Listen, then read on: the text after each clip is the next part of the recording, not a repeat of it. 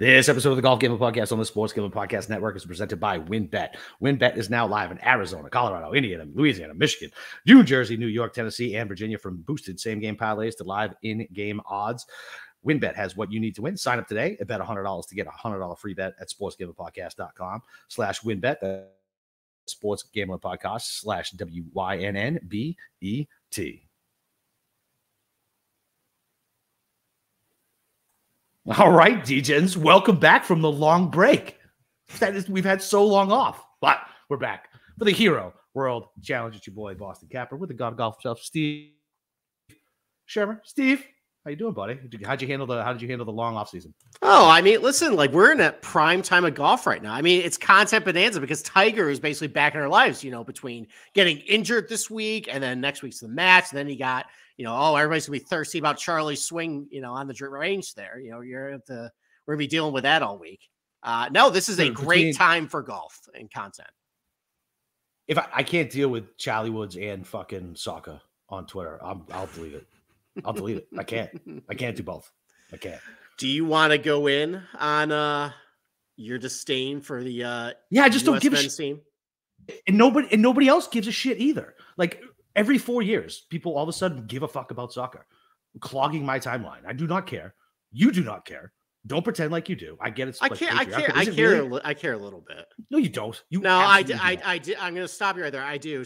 My friends like soccer, so by association, I have to like soccer a little bit. So I kind of know a little bit what's going on. And also, I've gambled on this thing. I got a couple of soccer pools going on, so I have a rooting interest in this thing. So yeah, like it's the worst sport on earth. It's the worst sport on earth. I'd rather watch a fucking water polo match than a fucking game of soccer. Like I tried. That's a bad take. It's absolutely not a bad take. Have you watched it? It's terrible. I have watched water polo. They flop, they flail. That is true. There was a dude from Iran that you could hear him audibly screaming. I thought when they were going to actually go down to the field, and I thought like a bone was going to be sticking out of his shin guard there.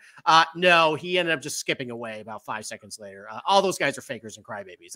That is annoying. I will give you that. Yeah, it's wicked annoying. The field's too big. The game sucks. Like it blows.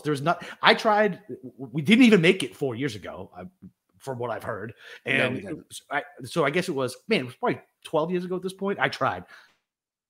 Literally, like one of my good buddies, big soccer fan. I was like, all right, man, I'm going to give it a shot. I'm going to go all in. I'll watch it. It painstaking, man. I just can't do it. It's just not for me. All right. Then let me give you something. And that's the thing. What's even more annoying is all these fucking guys on Twitter. All of a sudden, you're soccer handicappers. You've watched 0 games. You don't know who any of the players are, and you're putting out picks like like Billy Bahati. I'd tail his soccer picks because he watches all this shit and he knows who the players are. So fine, but like there's a 0 chance that BK, right? He's putting out all these soccer picks. He's just randomly picking shit, and like he's got a bunch of followers. There's a bunch of dumb that follow BK, and they're gonna follow his dumb bets. And all right, hold on. So you're running down U.S. men's soccer team. You're running down America. You're running down Brian Kirscher, by the way. I love BK. Why are you doing that? Because I'm so that was unnecessary. That's fine, but he popped into my head because I don't know. I saw he had a tweet today that he had a dream about the U.S. and Iran drawing, and I was like, all right, this is gone overboard. It's like I just can't. I mean, considering the U.S. can't score, that's actually not a bad take. Well, apparently they can score 1 goal, and that's why I didn't spite bet Iran, because I just knew if I did it, like it happened anyway. But it's just gonna clog my timeline now for so much longer, and I hate soccer. And when I grew up, it was you played baseball or soccer. Right, like because of the seasons, right? I mean, and that was it. Like, so I was a baseball kid, and all the weirdos played fucking soccer, and all the normal kids played fucking baseball, and that just they're in 2 different seasons though. No, fucking they're in soccer's in the fall, buddy, and then spring is baseball. You could technically play both. I played both. Yeah, I mean, I guess you're right, but all the weirdos played soccer when I think you just hate soccer. All right, let me give you something if you hate soccer. All right, I actually watched a documentary on Netflix called FIFA Uncovered or whatever it is. No, that's fine. That's actually pretty good. I'm 2 episodes in. It's pretty fucking interesting. Yeah, Chuck Blazer is quite a character. There's a bunch of characters in that. That Sepp, what's his name? Sepp Blatter, Jack Warner. I almost said Straka. Muscle memory. There you yeah, go. dude. Yeah, it's wild shit, man. Like I didn't know anything about like the first episode with the Brazilian basically coup where he like paid everybody off, and all of a sudden like capitalism came into it, and off to the races. So yeah, okay, there you go. good shit. Yeah, soccer, Either very way. very clean sport. Oh yeah, definitely. Definitely. So, all right, well, why don't we transition to another clean sport, golf. So, super clean. What are you talking about? What's that? Super clean. What are you talking about? Of course, yeah, clearly. There's no blood money involved anywhere or anything. It's not that type of show. I don't know. Do you have any reaction to Tiger Woods basically hurting his little heel and going on the shelf again? I mean, yeah, I mean, whatever. Like you said, like we talked about off air, like anybody who thought he was gonna fucking come back and be normal Tiger, all that should have been just dispelled when we saw him at St. Andrews. You know what I mean? Like, it should have been dispelled there. And like, hey, listen, I'm just like everybody else. I love Tiger. I want to see him do stuff, but I'm not crazy. I'm not crazy. Like, he literally almost had his leg amputated. I think some of the other comments he said, as far as like Greg Norman needs to go, and fucking that like there's a way forward for both of them. Like, I was like, oh, well, this is interesting. Yeah, like, I mean, that he basically echoed what Rory said, by the way. I mean, Rory said the same thing, I think, in the Guardian interview. I don't listen to Rory. Yeah. You don't listen to Rory. So I think a couple of takeaways. One, he ended up having surgery after the PGA Championship at Southern Hills. I wish I knew that. Otherwise, I wouldn't have laid a pretty heavy top 10 or made cut prop bet on Tiger if I knew that he had another one under the knife. Not great. Yeah. That would have been handy. I think, once again, we need an Adam Schefter. Yeah, I think this is another example of how golf is kind of in a bad place when the biggest story is a guy who's not even playing in Tiger, and that's all really anybody cares about. Yeah, I mean, it sucks. This is kind of it is with him now. Anybody who expects him to compete for FedEx Cup titles or win 5 times a year, it's not happening anymore. Enjoy when he plays. That's really about it. That's all I really got. So and fuck Tiger fans. That's all I gotta say. I know you. So you hate the Tiger. I really hate his fans. I do. I know. Yeah, I get it. I hate. So I like looking back on it. I hated Peyton Manning fans more than I hated Peyton Manning. Yeah, because that was it. Like, it's the fans just made them maybe not like them. So okay. I don't know. It's it would be cool to see him win like another major. Like, holy shit. It would be cool. I mean, maybe he can fire up a video game and he can win a major there. That's probably the best chance he has at this point. No, seriously, I don't want to hear talk of him winning another major. I just said it would be cool. I just said it'd be cool. It would be cool. You know, I wish I could win him. You might go to Germany. I wish I could win $1 billion. That'd be cool too. That would also be very cool. So we could have a nice studio, and you could live somewhere warm. Yeah, basically. I can pay for this furnace that's basically just an anchor on my wall right now. Oh, I didn't even ask you about that prior. We can talk about that. We'll talk about that offline. Not good news. Yeah. Christmas is not quite canceled, but it's close. Yeah, I feel you, buddy. Yeah. Oh, I didn't even tell you, but did I tell you my daughter's car is completely fucked? Yeah, we'll talk about that offline too. Yeah, that's super fun. All right. Well, we definitely need to hit a winner this week. Spending $10,000 on fucking 3 cars in fucking 3 weeks, fucking a month before Christmas. That's awesome. Cash flow is really good for the host of Golf Gambling Podcast right now. Good thing we hit a lot of our Thanksgiving bets, and good thing we hit the fall. Yeah, because that's going right to vendors, right to bills, right to bills. That's real life for everybody. By the way. Yeah, exactly. You win bets and then you pay somebody else for stuff. So, all right, why don't we take a break and then we'll start talking about things that are actually happening this week. All right, that sounds good. So, listen, if you guys are ready to win money and boost your odds, WynnBET is now live in Arizona, Colorado, Indiana, Louisiana, Michigan, New Jersey, New York, Tennessee, and Virginia. We're bringing excitement to win Las Vegas to online sports betting and casino play. Exclusive rewards are right at your fingertips with Win Rewards on WynnBET. Looking to get involved in the same game parlay? WynnBET is your home for their WynnBET Build Your Own Bet, letting you customize the bet you want to make. Great promos, odds, and payouts are happening right now at WynnBET. WynnBET has what you need to win. If you're ready to play, go sign up today and receive a special offer to bet 100 and win $100. There's so much to choose from. All you got to do is head over to sportsgamblingpodcast.com/WynnBET. So they know we sent you. That's sportsgamblingpodcast.com/WYNNBET to claim your free bet today. Offer is subject to change. Terms and conditions at wynnbet.com. Must be 21 or older and present in the state where playthrough WynnBET is available. If someone you know has a gambling problem, call 1-800-522-4700. Okay.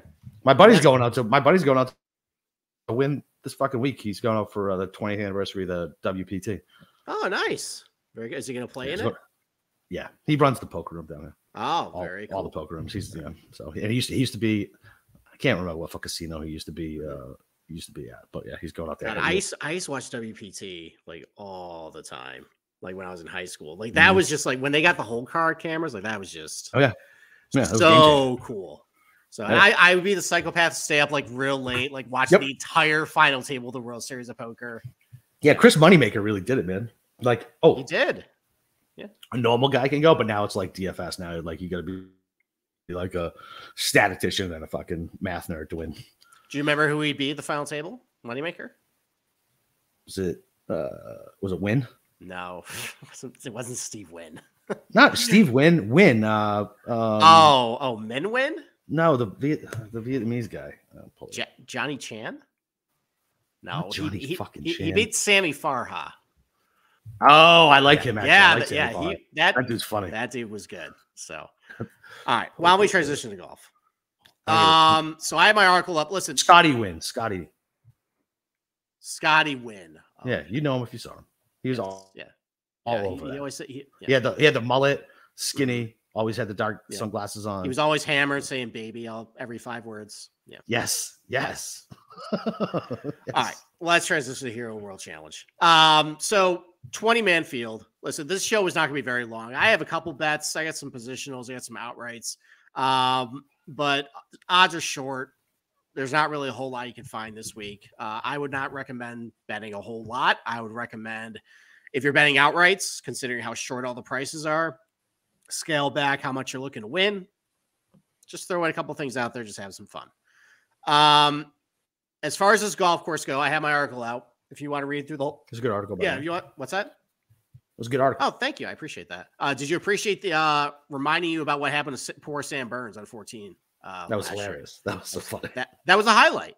It was. And honestly, like there's been a couple good highlights at this tournament. Like I know it seems like with the golf gambling community, they just are kind of dismissing this thing. I mean, we've been clamoring for a good field for months, and now we finally have it. They're all about USA versus Iran. Like, fuck the hero. Let's talk about World Cup. So terrible. All right. Well, anyways, it's a good field. As far as this golf course goes, listen, I'm not going to say it's the best golf course out there, but something different, something we don't see a whole lot. Wider fairways, you got sandy waste areas. That can be kind of fun if a guy hits into it.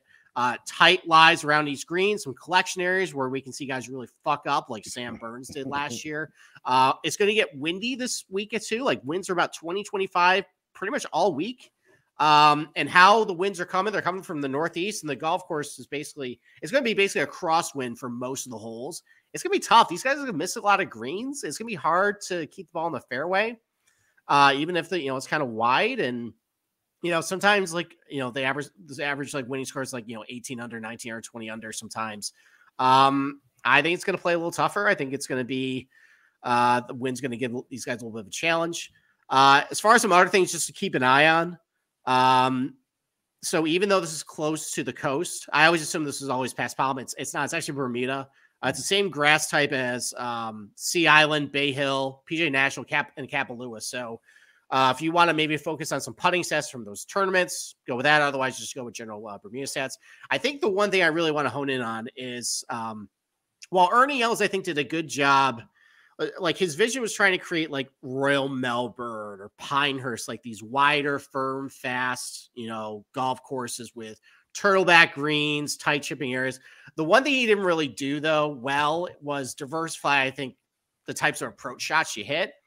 And you see that in basically just, the yardages for most of these holes. All 5 of the par 5s are between like 180 and 215 yards. So you're basically hitting a mid to long iron to each of them. There are half of the par 4s are 470 yards or longer. And there's a couple longer par 5s too. So it's a lot of longer approach shots this week. The range I focused on was between 175 and 225. That covers about 13 shots around. And then you have some of the longer par 5s, a couple wedges, but you're not really going to see a whole lot. I think it's going to come down to how well these guys hit their long irons. And we see that in some of the winners like John Rahm, Hovland, Stenson, Hideki. They've all won here. They're premium long iron players. Morikawa probably should have won this last year, and he just blew up on Sunday. I think actually you mushed him, by the way. So thanks for that. You did, but I had Hovland too, so that worked out great. I didn't have to send a Bolivian death squad to your house after that. I appreciate that. You're welcome. But yeah, like I tended to focus on guys who were pretty good from that range. I tended to focus on guys who were good scramblers too. I think that's going to be important this week, especially chipping off of the type of mealized guys who I feel like have been successful in windy conditions that I can actually recall a couple instances that I will talk about with each one I bet on tonight. Yeah. And, just iron play, I think even though it is wide, there is, I think, a premium to keeping the ball in the fairway. Just because, sometimes those lies in the sandy areas can be a little dicey. And with the crosswinds, I think it's going to be harder to hold fairways. I think guys who can actually keep in the fairway, good drivers, solid drivers overall, are going to do really well this week. So, yeah, love it. All right. Love it. Real quick, Tommy says hi, and he thinks it's Spieth's week. It's Spieth's week. Okay. That's what Tommy thinks. Well, then why don't you go over one of your matchups right now and to explain to the audience why it's not Spieth's week? Because he's too fucking squirrely off the tee. Okay. And so I took Tommy Fleetwood over Spieth. Oh God, I sold you on Tommy, didn't I?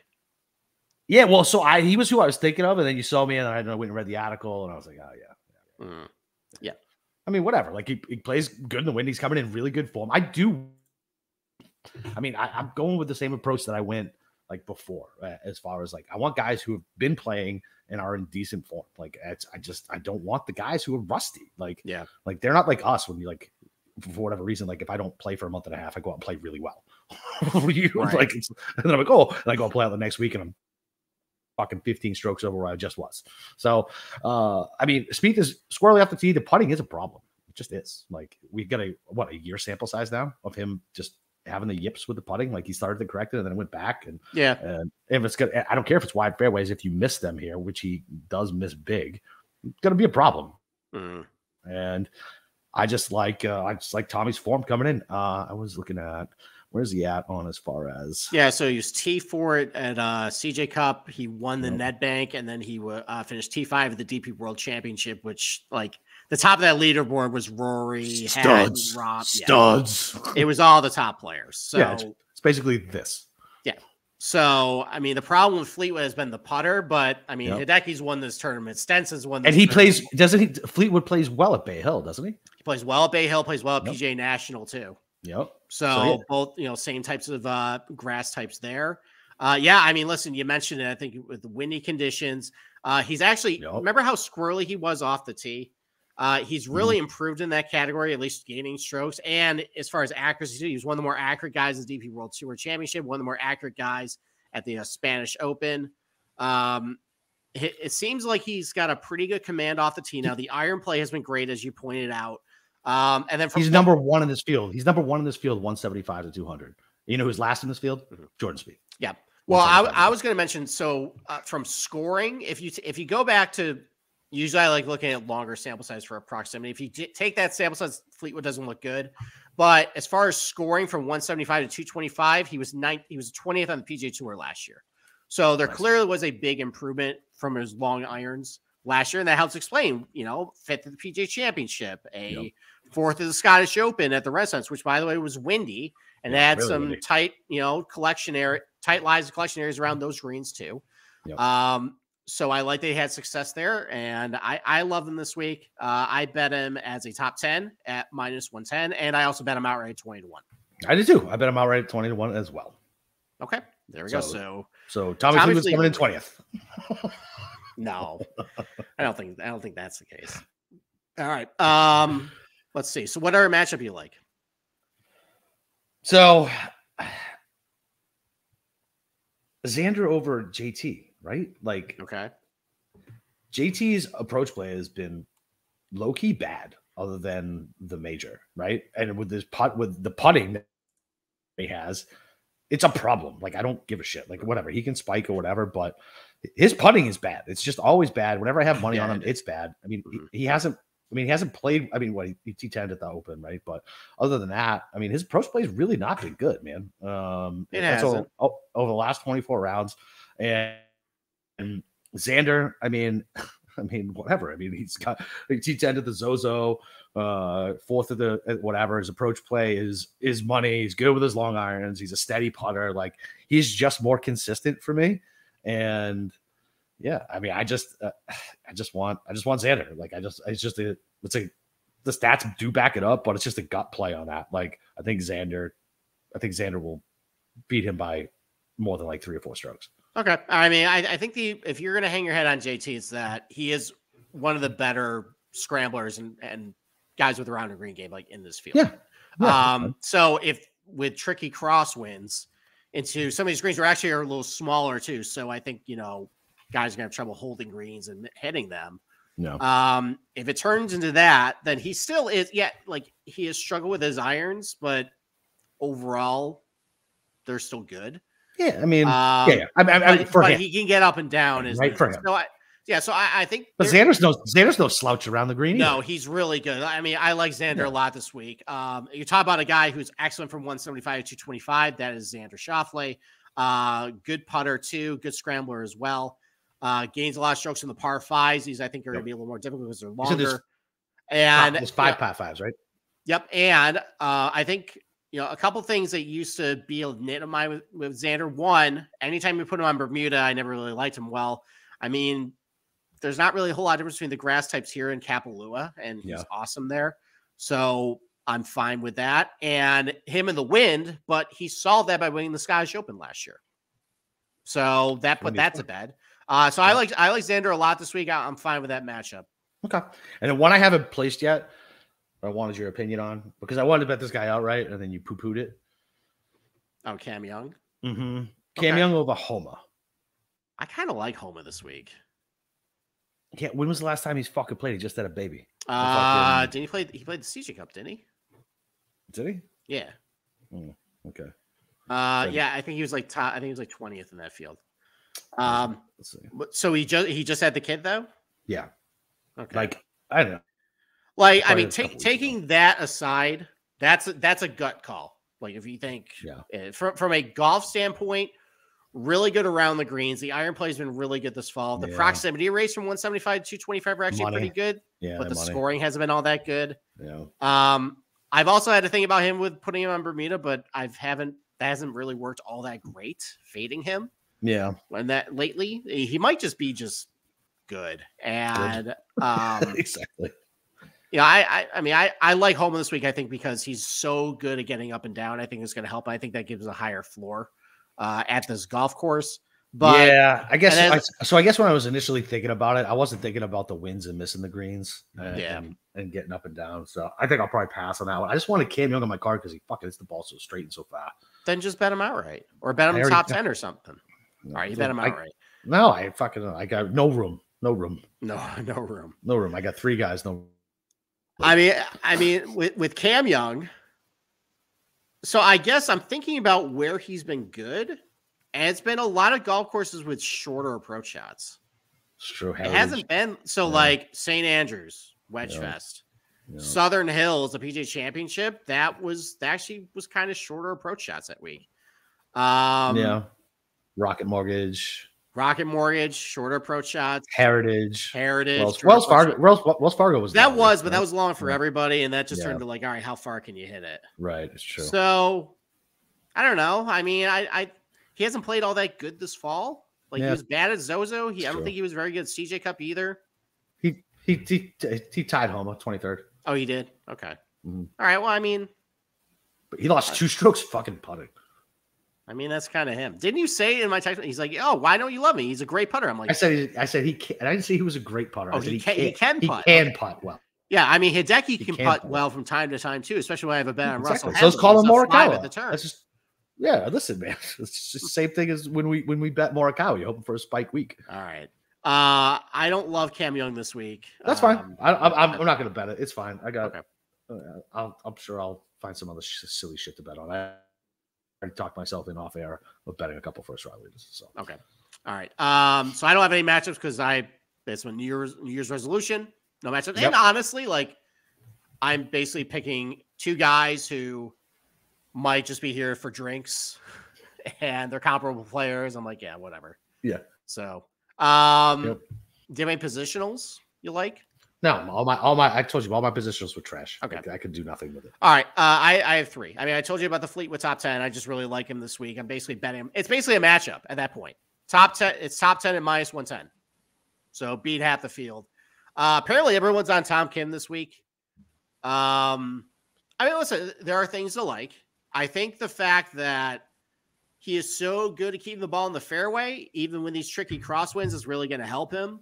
And statistically, he's a great iron player. Now, his proximity stats suck from 175 to 225 this year, but he scores for whatever reason. So either he does a good enough job being a little volatile as far as putting it really close and then converting the putt, or he's not missing in terrible spots. He's also a decent scrambler too. So there is some things to like. I do think he's going to finish at the top 10. I bet it minus 115, but I'm not on the Tom Kim outright trade. No, Tom Kim trade? Tell me the trade. No, I mean, this has been Tom Kim week for the 11th time since August, and it's been pretty good. It has been pretty good. I enjoyed it at Wyndham. Yeah, that's right. Yeah, that's right. But you know what? It's not for me this week. Okay. And then I want to get Rob on my card somehow. I didn't want. I wasn't going to bet him at 5-1. There's a excuse me. A road to him winning his third time in 4 tries, like he's going to try to do this week. That has actually happened at the Hero World Challenge. Hideki did this in 2017. Oh, that's right. You texted me that. Yeah, he won like 4 times in 5 starts. I mean, Rama's basically doing similar things right now. Excuse me.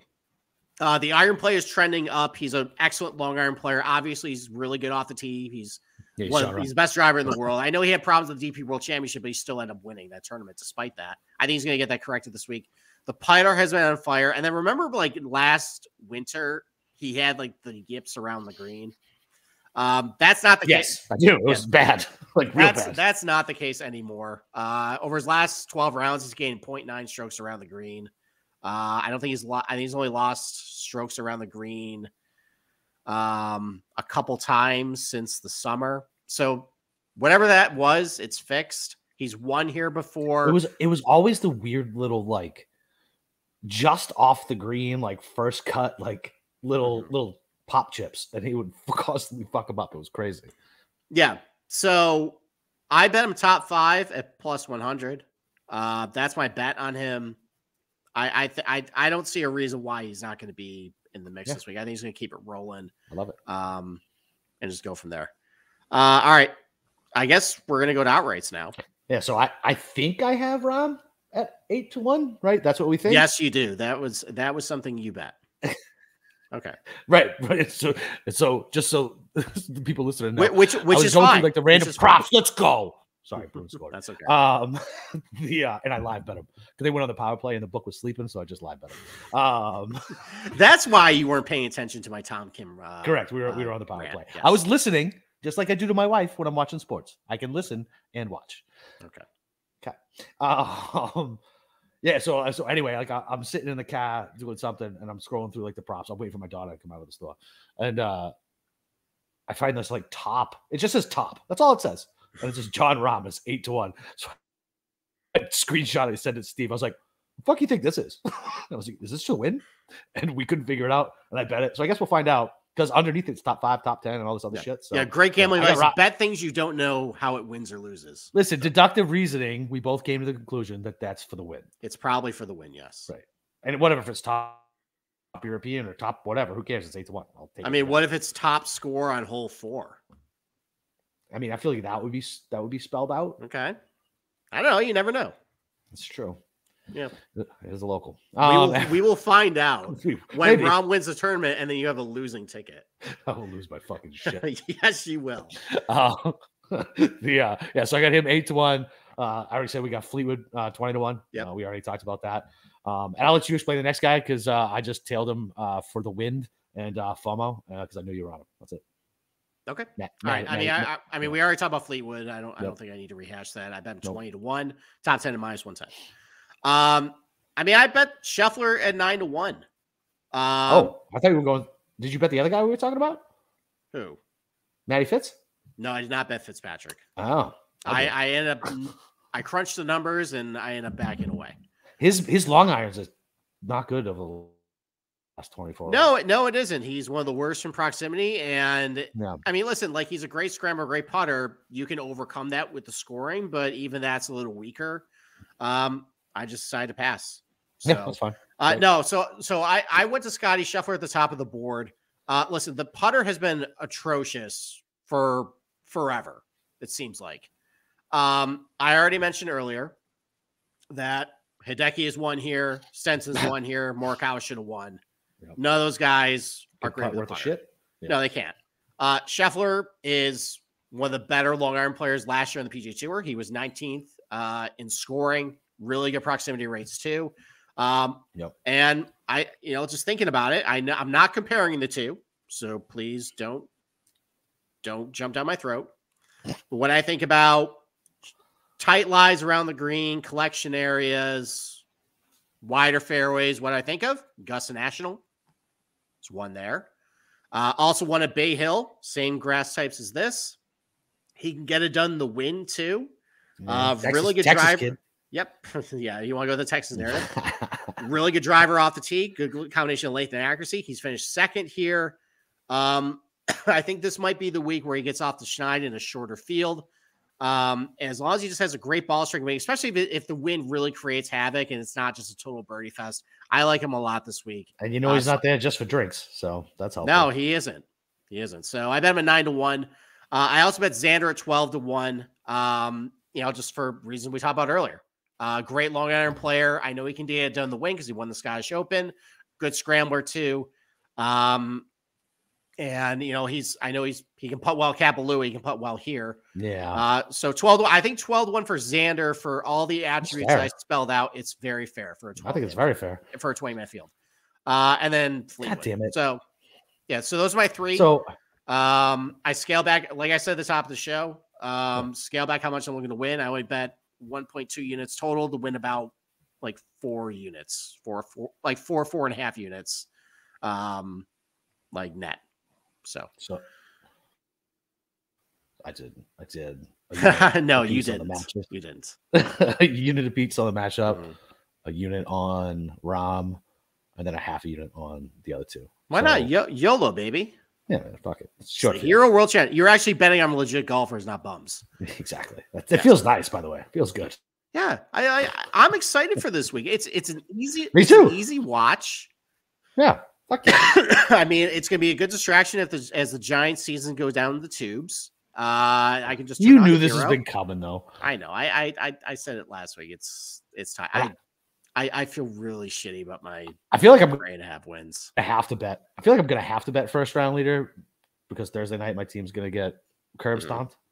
Okay, so you need something to feel good about on Thursday. I believe so. All right, then. Anything stick out? I mean, there's no wave splits to worry about. Everybody's gonna get fucked by the wind. It's gonna be 25 mile per hour winds as soon as it starts. It's dark. It's literally like Chris Powell's death throw. Like that's what it is. Okay, I'm just. And I actually, there's a first round leader, a guy on Twitter. I'm sorry, I don't remember what the account is. I follow it, and like he puts together some stats, and it's been chopped like the last fucking 4 times. So that makes me. Yeah, everything in golf gambling sucks. Favorites are winning. First round leaders are getting chopped. No, we're not getting negative. We got a good field. I know it's short. We do. It's short. But I'll take it. Let's go. Let's. Okay. I want Tommy to win just because it's more monetarily beneficial for me.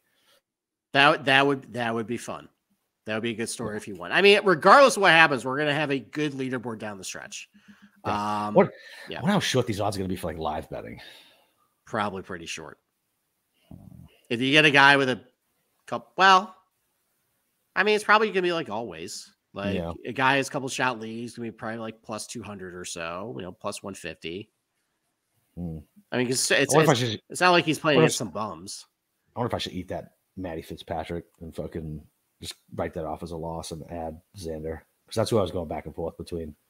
I thought you liked Matty. I don't know. We'll have to see. No, I did from the jump, and then I crunched the numbers. We'll see. I dove into the golf course a little more. I didn't like it as much. Another guy I originally liked was Morikawa. Yeah. But as soon as I saw the weather forecast, I was like, no, I can't remember any time it's significant wind. He's been good. So there hasn't been. No, there hasn't. He had one good round at one tournament. We were like, oh, maybe we're wrong, and then it was. I mean, the reason why he lost the U.S. Open because the wind came on Saturday. Otherwise, he would have won a Brookline. Yeah, so I know. I believe. Yeah. Did we both have Morikawa that week? No, I know. I think I had DJ. That week. Yeah, I forget who I had. I don't think that wasn't a great tournament for either of us. So, no. Hey, I thought we were going to be negative. Fair enough. All right, man. All right. Well, that's for the hero. We'll be back. Are we doing anything next week? What do we got next week? We'll be back. We'll do a quick. Well, you might not be here. I'm probably going to do at least a little pod on the match. And if there's some fun props, I'll do it with you. I'm not going to make you suffer through that alone. If there's some fun props, we can go over it. But I don't know. We'll see. It might be like remember who the it might be like a 10-minute podcast. Is it Tiger and JT and it's Tiger and Rory versus JT and Spieth. So we get to see Tiger just said he can't even fucking play. No, because he can. Oh, he can ride on a cat. Yeah, he can ride a cart. Yeah. He can ride a car at the PNC too. Yeah. So we'll have that. I'll probably bring you in for the QBE shootout. We'll do a podcast. I'm kidding. We're not doing that. I don't even stoop that low. No. So we'll be back next year for the match. You guys really liked our NFL picks. Yeah. So we might actually maybe week 15. Yeah, maybe we'll just do the full slate. We'll Sounds do a good. mailbag at some point. We'll do a major preview and then Kapalua. All right. Let's do it. All right. You guys know where to find me. Boston_Capper on Twitter. And you guys know where to find Steve in our Discord channel. And other than that, hey, man, we get some pretty ass golf with a good field. Nothing to complain about right here. Let's go break them fucking books. Let's go.